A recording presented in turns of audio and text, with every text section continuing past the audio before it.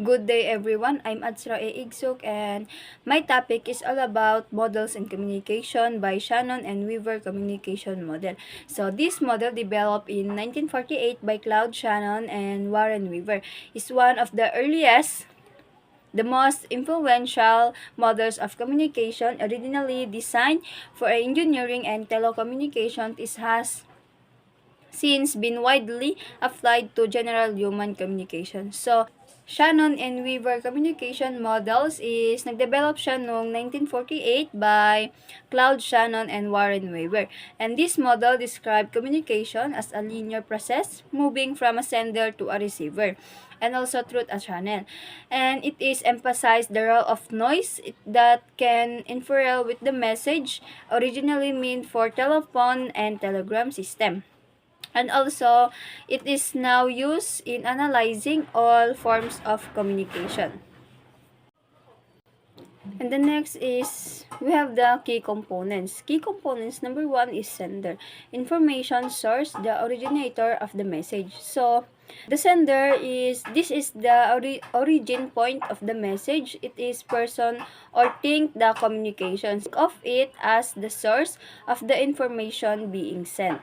And number two is encoder. Transmitter converts the message into signal. So, the encoder is, this component takes the message from the sender and converts it. Number three is channel. The medium used to send the message like phone and also radio. Channel is, this is the medium through which is the encoder message travels. Decoder converts the signals back into a message. Decoder, this is the counterpart to the encoder. It transmitted signal and convert it back into a usable message. Receiver, destination, the person who gets the message. Receiver, this is the intended recipient of the message. It's the person or thing that receives and interprets the decoder message. And next is noise. Number 6 is noise. Any interference that disturb or disrupt the message. Noise, this represent any interference that can disrupt the communication process. Noise is, it can affect any part of the communication process. The next is, this is the example of the key points. So, example, imagine a student calling a friend to invite them to a party. So, sender, the student.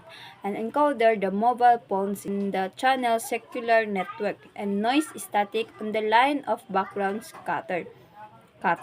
And decoder, friend's phone system. And receiver, the friend. Scenario is, the sender is the student initiating the call, and encoder, the student mobile phone system, which converts their voice into an electrical signal for transmission. So, channel is the circular network which carries the signal between the phones. And the noise is potential interference such as static on the line or background scatter, affecting the clarity of the call. And decoder is the friend's mobile phone system, converting the received electrical signal back into audible speech. And the last is receiver, the friend who receives and understands the invitation. Reference: Shannon Weaver, W. 1949, The Mathematical Theory of Communication, University of Illinois Press.